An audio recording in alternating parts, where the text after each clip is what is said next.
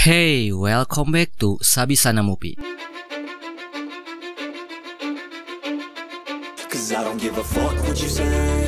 Yeah, I'ma do shit my way. Kali ini gue akan menceritakan sebuah film yang berjudul Endless Loop. Film ini mengisahkan orang-orang yang terjebak di sebuah terowongan yang tak berujung. Mereka terjebak di ruangan tertutup di mana tidak ada jalan keluar sama sekali. Gimana ceritanya? Kita langsung aja ke alurnya. Seperti biasa, tutup pintu, siapkan makanan, siapkan kopi, lalu buang. Selamat menonton. Wei. Film diperlihatkan di sebuah jalan di tepi bukit di negara Cina. Saat itu ada seorang wanita yang tengah mencari bantuan karena mobil miliknya mengalami kerusakan. Lalu datang seorang supir menghampirinya. Ia menawarkan tumpangan, namun si wanita menolaknya karena menurut si wanita supir itu terlihat bukan orang baik-baik. Tak lama kemudian ada seorang pria berpenampilan rapih. Nampaknya pria itu terlihat baik-baik dan si wanita itu pun tertarik. Dan pada akhirnya ia pun ikut menumpang bersama pria itu. Akan tetapi tak terduga pria yang terlihat baik-baik itu ternyata seorang psikopat. Semua itu terbukti dengan apa yang dilihat oleh si wanita di dalam mobil tersebut. Akhirnya wanita itu tewas dibunuh oleh psikopat tersebut. Setelah beberapa hari dari kejadian itu, film beralih ke sebuah bus yang di dalamnya berisi beberapa penumpang. Salah satunya adalah Wang yang merupakan pekerja agen asuransi. Dan ia adalah penumpang paling akrab dengan supirnya yang bernama Tony. Saat itu Wang memberitahu Tony sebuah berita buruk, bahwa beberapa hari yang lalu ada seorang wanita yang hilang secara misterius di jalan yang sedang mereka lewati. Di waktu yang bersamaan, siaran radio pun terdengar, mengabarkan sebuah berita yang sama dengan apa yang diberitahu Wang kepada Tony. Akibat kejadian itu menyebabkan semua jalan harus ditutup untuk sementara. Mendengar hal itu, seorang penumpang yang bernama Li langsung protes karena ia harus datang ke tempat kerjanya dengan tepat waktu. Karena Tony seorang sopir yang baik, ia pun memutuskan untuk mengambil jalan alternatif melewati terowongan. Tak lama mereka memasuki terowongan itu.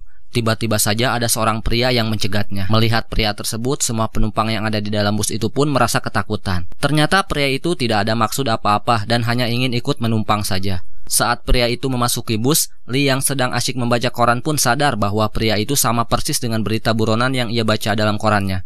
Mengetahui hal itu, Li pun segera menyiapkan sebuah pisau untuk berjaga-jaga jika terjadi sesuatu. Sementara itu ada dua orang penumpang wanita yang bernama Sarah dan Jing yang tengah hamil, serta dua saudara kembar yang bernama Park dan Fang.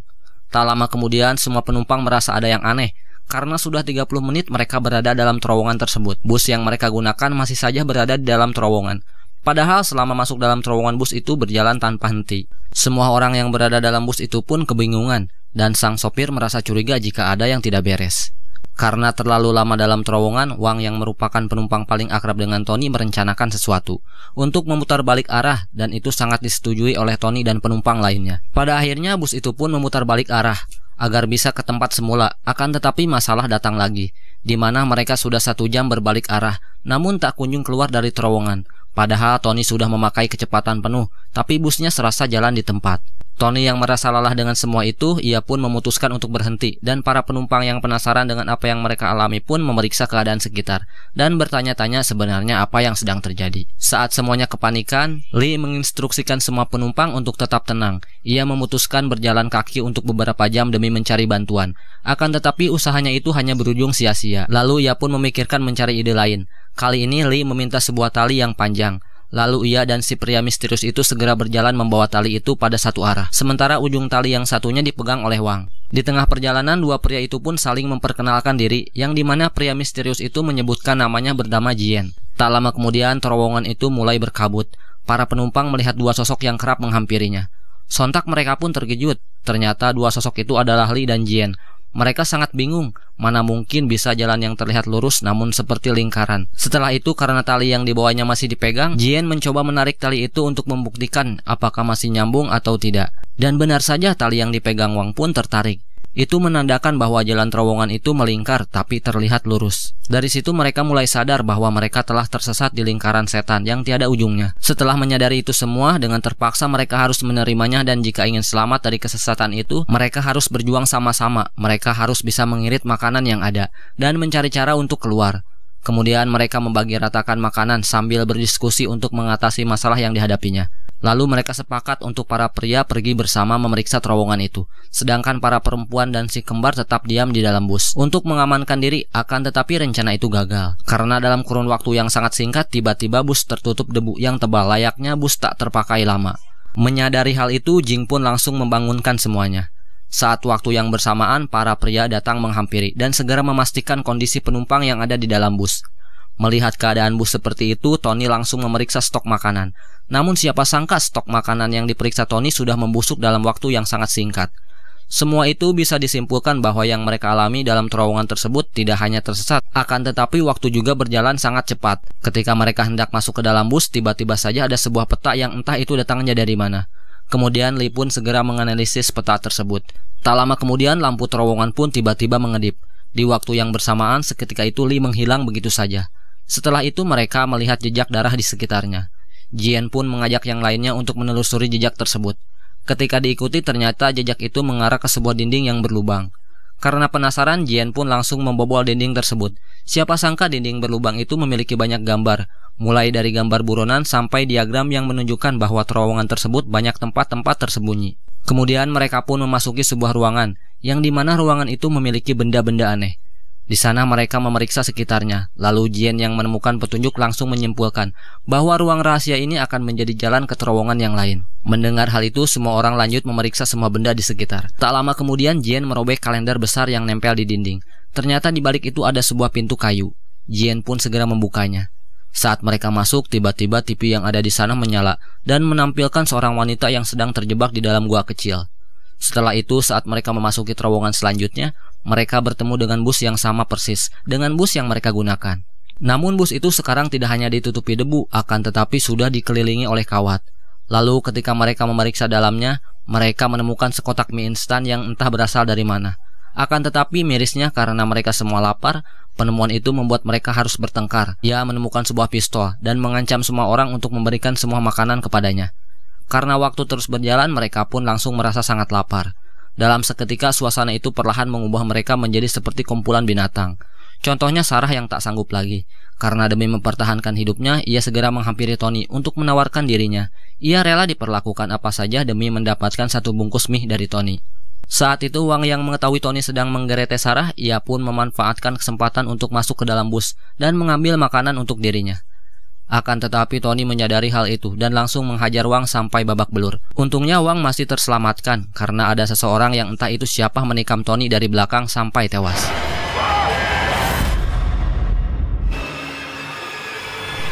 Tetapi Wang yang tengah kelaparan tidak peduli dengan itu semua.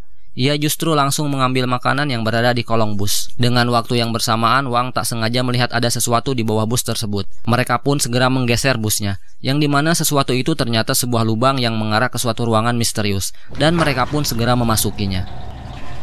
Setelah masuk, di ruangan itu juga terdapat gambar-gambar aneh, dan bagian-bagian tubuh yang sudah terpisah. Ditambah tampilan TV yang mereka lihat sebelumnya menunjukkan bahwa wanita yang terjebak kini sudah tewas karena tenggelam. Lalu mereka tidak memperdulikan hal itu, mereka pun lanjut mencari jalan keluar dengan merobek kalender seperti sebelumnya, dan mereka pun tiba di terowongan ketiga. Akan tetapi betapa terkejutnya mereka karena terowongan kali ini jauh lebih mengerikan dari terowongan sebelumnya. Lagi-lagi mereka bertemu dengan bus yang sama, tapi bus kali ini sudah menjadi sarang binatang seperti tikus, ular, dan yang lainnya. Tidak hanya itu saja, mereka juga menemukan mayat-mayat duduk di meja makan, dan makanan yang sudah membusuk. Merasa sudah tidak kuat dengan keadaan yang sangat lapar, Wang pun dengan terpaksa memakan mie busuk yang ada di meja makan tersebut. Karena hal itu, kini Wang juga menjadi lebih agresif dan serakah seperti Tony. Yang lebih parahnya, Wang sontak memutuskan bahwa jalan akan terbuka jika ada satu orang tewas di setiap tempatnya. Tak butuh waktu lama, Wang pun langsung menembak Jian. Tapi untungnya ia hanya tertembak bahunya saja dan masih bisa terselamatkan. Setelah gagal membunuh Jian, Wang langsung mengseret si kembar ke suatu ruangan. Ia memukuli Fang berkali-kali.